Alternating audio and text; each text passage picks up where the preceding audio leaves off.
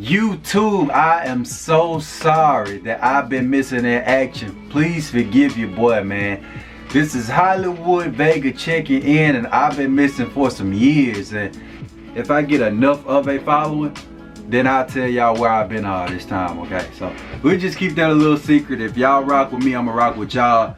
But I'm back. I plan on being consistent, y'all. Let's go. So my first topic back, I actually want to talk about a local artist that I discovered, unfortunately, under bad circumstances. So we're gonna jump into this real quick, man. I'm gonna get some of y'all opinions in the comments. So appreciate y'all rocking with me. Thank y'all for every view that I get. Let's get to the video. So let's talk about this guy, man. He's actually a local guy, Superstar Pride, man.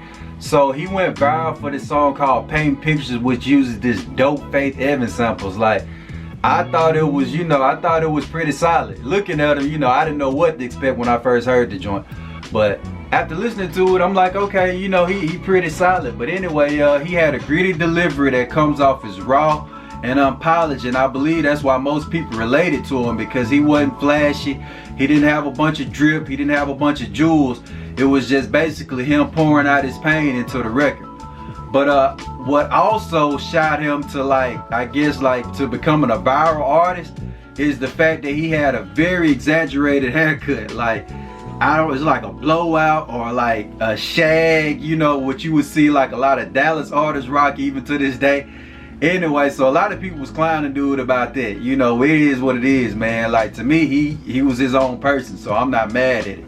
But anyway, if you was to look at his social media comments, you would see where he faced a lot of criticism due to whether people was hating on his music or, they was clowning his clothing choices and all that kind of stuff. But also, within his comments, you would see a lot of love. Like, he had a lot of people rooting for him, man. And so I discovered him through an unfortunate event. Allegedly, he caught a body. You know what I'm saying? We're gonna always use allegedly. That's just how we're gonna rock as far as that goes. But allegedly, he caught a body of someone that he knew personally. And so with that being stated, that's when I found out about him, because I had never heard the song, never heard of this guy a day in my life. So after doing research, I saw where he had like 100,000 followers on Instagram and millions of views on his music.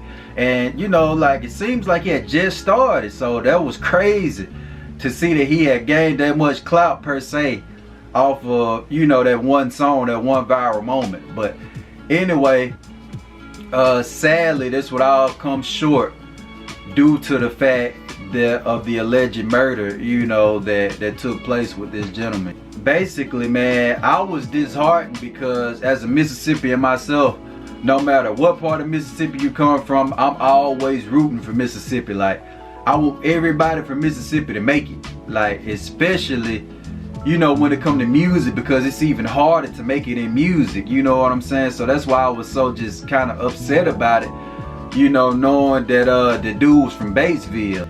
What makes it even more sad is that Batesville is not known for having much. Like, there's no disrespect. I come from small town Mississippi myself, but it's literally a Chili's up there. They are known for having one of the best football teams, if not the best football team in the state. So I will give them that. Even, it was at one point, they had a super solid football team. But in addition to that, man, and then, Big Soldier was from there. But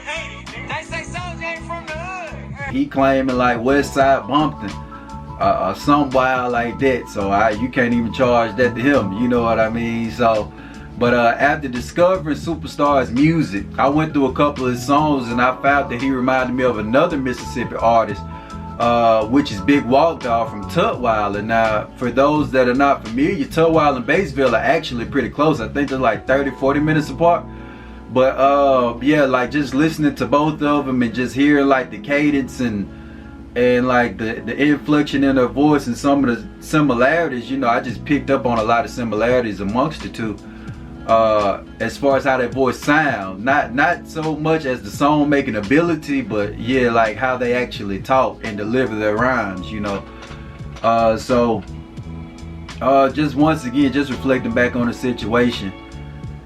As with most small towns in Mississippi, or most towns in general in Mississippi, it's like not much productivity going on. It's, you know, man, it's, if you see, look at the statistics, we are always ranking at the top of the worst stats, you know. So to see him make it from somewhere like Batesville, where I know not too many people come from, especially rappers, and to see it cut short through such a tragic event, man, it's just sad, man. And I know it's easy to judge him, because some people will be like, hey, you know, man, you making all this money, you need to get up and relocate and move. But what they don't realize is, y'all, these guys aren't dropping these records and getting rich overnight. Like, they still, a lot of these guys still have to go home if they don't have a plan, or if they not, you know, not quite where they want to be in the industry. Which reminds me of another artist that I may or may not speak on earlier that got his life cut short in the city, you know, like from here.